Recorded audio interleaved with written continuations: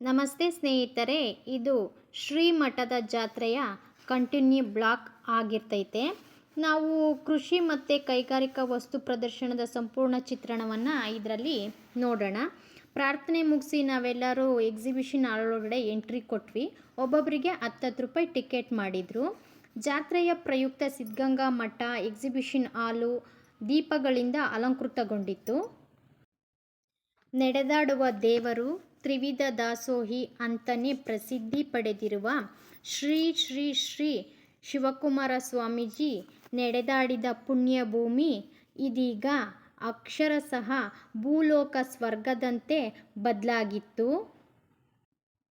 ಪ್ರತಿ ವರ್ಷದಂತೆ ಈ ವರ್ಷವೂ ಕೂಡ ಕೃಷಿ ಮತ್ತು ಕೈಗಾರಿಕಾ ವಸ್ತು ಪ್ರದರ್ಶನದಲ್ಲಿ ಕೃಷಿ, ತೋಟಗಾರಿಕೆ, ಅರಣ್ಯ ಇಲಾಖೆ ಸೇರಿದಂತೆ ವಿವಿಧ ಇಲಾಖೆಗಳ ವತಿಯಿಂದ ಹಲವಾರು ಮಳಿಗೆಗಳನ್ನು ತೆರೆಯಲಾಗಿತ್ತು. ಅದರ ಒಂದು ಚಿಕ್ಕ ತುಣುಕನ್ನು ನೀವು ಈ ವಿಡಿಯೋದಲ್ಲಿ ನೋಡ್ತಾ ಇದ್ದೀರಾ. ಹಲವಾರು ಶಾಲೆಯ ಮಕ್ಕಳು ಈ ವಸ್ತು ಪ್ರದರ್ಶನದಲ್ಲಿ ಭಾಗಿಯಾಗಿದ್ದು ವಿವಿಧ ರೀತಿಯ ಪ್ರಯೋಗಗಳನ್ನು ಜನರಿಗೆ ತಿಳಿಸಪಡಿಸುತ್ತಾರೆ.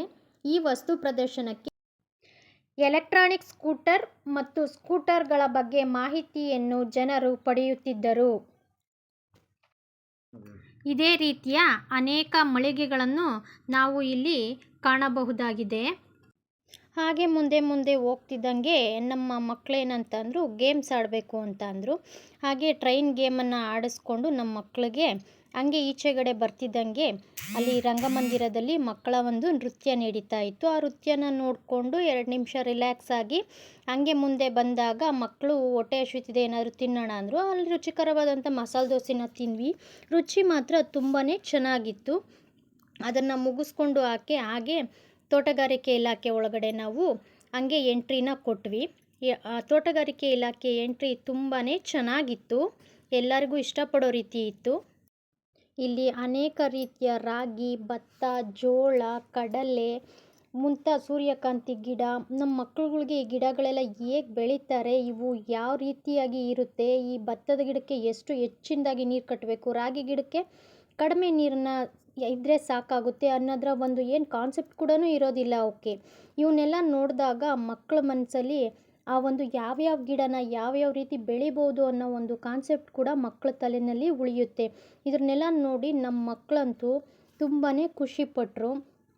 ಅದೇ ರೀತಿಯಾಗಿ ಮುಂದೆ ಸಾಗ್ತಾ ಹೋಗ್ತಿದ್ದಂಗೆ ನಾವು ಇನ್ನೂ ವಿಧವಾದಂತಹ ಒಂದು ಸಿರಿಧಾನ್ಯಗಳ ಗಿಡಗಳನ್ನು ನೋಡ್ಕೊಳ್ತಾ ಹೋದ್ವಿ. ಹಾಗೆ ಮುಂದೆ ಸಾಗಿ ಬರ್ತಿದ್ದಂಗೆ ಅಲ್ಲಿ ಧಾನ್ಯಗಳಿಂದ ಮಾಡಿರುವಂತಹ ಒಂದು ಆಕರ್ಷಣೀಯ ರಂಗೋಲಿ ಇತ್ತು. ಅಲ್ಲಿ ಎಲ್ಲರೂ ಫೋಟೋನ ತಗೊಳ್ತಾ ಇದ್ರು. ನಾವು ಕೂಡ ಒಂದು ಫೋಟೋನ ತಗೊಂಡು ಮುಂದೆ ಬಂದ್ವಿ.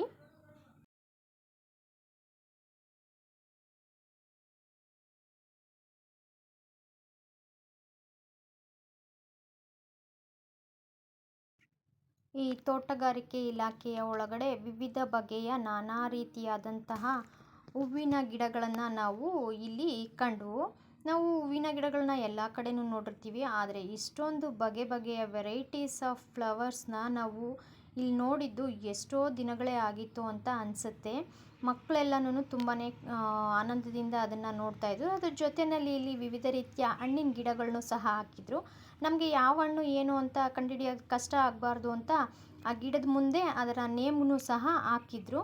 ಹಾಗಾಗಿ ಮಕ್ಕಳಿಗೆ ಕೇಳಿದ ತಕ್ಷಣ ನಾವು ಏನು ಗಿಡ, ಅದು ಏನದರಿಂದ ಉಪಯೋಗಗಳು ಅಂತ ಹೇಳೋದಕ್ಕೆ ನಮಗೆ ತುಂಬಾ ಅನುಕೂಲಕರವಾಗಿತ್ತು. ಮತ್ತು ಅದ್ರ ಬಗ್ಗೆ ಒಂದು ಸಂಪೂರ್ಣ ಚಿತ್ರಣವನ್ನು ಸುಂದರವಾಗಿ ಒಂದು ಯಾರಿಗೂ ಕನ್ಫ್ಯೂಸ್ ಆಗದೆ ಇರೋ ರೀತಿ ನೋಡೋದಕ್ಕೆ ಒಂದು ಒಳ್ಳೆ ಇದನ್ನು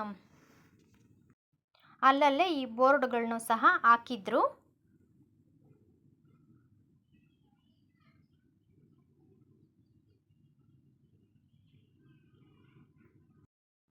ಇಲ್ಲಿ ಯಂತ್ರೋಪಕರಣಗಳು, ವ್ಯವಸಾಯಕ್ಕೆ ಸಂಬಂಧಿಸಿದ ಉಪಕರಣಗಳ ಬಗ್ಗೆ ಸೂಕ್ತವಾದಂಥ ಮಾಹಿತಿನ ಮಕ್ಕಳಿಗೆ ನಾವು ನೀಡಿದ್ವಿ. ಯಾವ್ಯಾವುದನ್ನು ಹೆಂಗೆ ಯೂಸ್ ಮಾಡಬೇಕು ಅನ್ನೋದರ ಒಂದು ಮಾಹಿತಿ ಕೂಡ ಮಕ್ಕಳಿಗೆ ಒದಗಿಸ್ಕೊಟ್ವಿ. ಕೃತಕ ಅರಣ್ಯವನ್ನು ನಿರ್ಮಾಣ ಮಾಡಿ ಹಾಗೆ ಕೃತಕ ಕಾಡು ಪ್ರಾಣಿಗಳನ್ನು ಸಹ ನಿರ್ಮಾಣ ಮಾಡಿ ಆ ಕಾಡು ಪ್ರಾಣಿಗಳಿಗೆ ಒಂದು ಲೈಟ್ನ ವ್ಯವಸ್ಥೆಯನ್ನು ಮಾಡುವುದರ ಮೂಲಕ ಅವುಗಳಿಗೆ ಒಂದು ಧ್ವನಿಯನ್ನು ನೀಡಿ ಮಕ್ಕಳುಗಳು ಆ ಪ್ರಾಣಿಯ ಧ್ವನಿಯನ್ನು ಗ್ರಹಿಸಿ ಹೇಳುವುದರ ಮೂಲಕ ಆನಂದಿಸ್ತಾ ಇದ್ರು.